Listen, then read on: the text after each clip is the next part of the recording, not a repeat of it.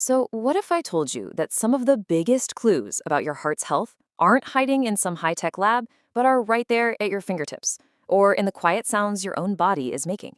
Well, today we're diving into the simple, but frankly brilliant, techniques doctors use to understand our cardiovascular system, often with nothing more than their own eyes and ears. It kind of sounds like a riddle, right? But the answer unlocks some of the most powerful and fundamental tools in all of medicine. We're going to follow these clues together on a little journey that starts at the very tips of your fingers and ends with a rhythm inside your arteries, all to decode the hidden signals our bodies are sending out all the time. Okay, so our first stop is on the micro level. We're talking about the tiniest, most numerous blood vessels you've got, the capillaries. You might not think about them much, but they offer this incredible, direct view into what's really going on inside your circulatory system. And that phrase, a visible window, is absolutely key here. Because these little vessels are so close to the surface, especially right there under your fingernails, they give doctors a live, real-time peek at your vascular health. No needles, no cuts, just observation. And one of the most amazing signs a doctor can look for is something called Quincke's pulse. It's the super subtle visual cue that can actually point to a pretty serious issue, like aortic valve insufficiency, which is just a fancy way of saying a heart valve isn't closing all the way. So how do they check for it? It's this beautiful, simple process. A doctor just gives a light press on the nail bed, which makes a little white spot. Then they just watch. If that spot seems to kind of blush red and then fade back to white in sync with a heartbeat, well, that's it. That's Quincke's pulse. It's an amazing, non-invasive test that is all about paying close attention. Now, if they want an even closer look, doctors can use a simple microscope in a procedure called a capillaroscopy. In a healthy person, you'd expect to see about 16 to 20 of these tiny capillary loops. If that number is way off, it can be a clue for anything from vascular spasms to diabetes, showing that something's up with the blood flow at a really fine level. Okay, so we've seen what doctors can learn just by looking. Now, let's talk about what they can learn by listening. We're moving up from those tiny capillaries to the body's major highways, the arteries, and the symphony of sounds they make. Using a stethoscope, a doctor is going to listen at these key checkpoints, and each one tells a different story. Listening to the carotid artery in your neck, that gives clues about blood flow to the brain. The renal arteries, that's all about your kidneys. It's like strategic eavesdropping on your body.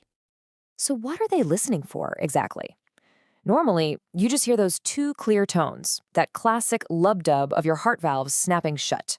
But if the doctor hears a murmur, kind of like a whooshing or a rustling sound, that's a red flag.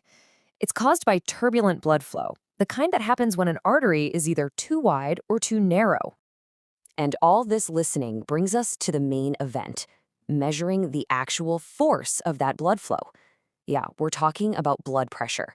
It's one of the most critical things to understand about your heart health, so let's break down what it actually is. You know, at its heart, it's really that simple. As your heart pumps blood through your body, that moving fluid pushes against the inside walls of your arteries. Blood pressure is just a way of measuring how hard that push is.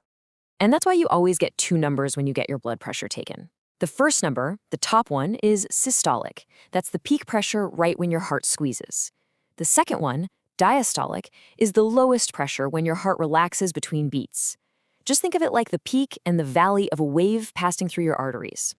Now, for a long time, the only way to get a truly accurate reading was invasive and pretty unpleasant.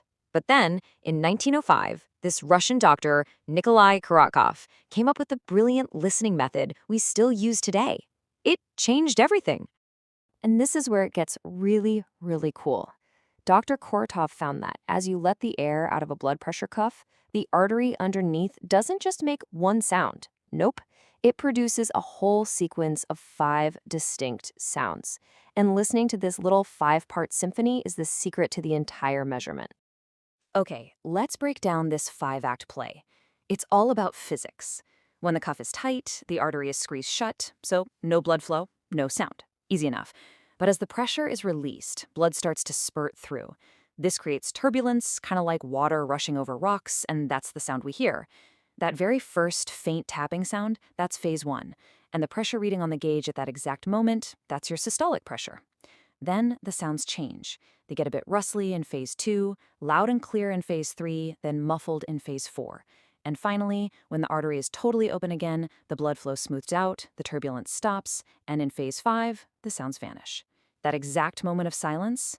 Bingo! That's your diastolic pressure. It is such an elegant process that gives us our two most vital numbers. So, after this whole journey from our fingernails all the way to our arteries, what's the big picture here? What's the main thing to take away from all this? Well, first off, here are the numbers that matter. For most of us, a normal blood pressure reading is going to fall somewhere in this range, a systolic between 105 and 130, and a diastolic between 60 and 85. Just knowing this range helps you make sense of your own health. But really, the big idea is the power of simple, smart observation. I mean, whether it's seeing a tiny pulse in a fingernail or listening to those 5 Korokov sounds, these basic techniques are just incredibly powerful windows into the super complex machine that is our body. Think about it. These methods have been the bedrock of medicine for over 100 years. They've saved countless lives with just simple, elegant observation. It really makes you wonder, right? In our crazy age of technology, what's the next big breakthrough going to be? What simple hidden signal is just waiting out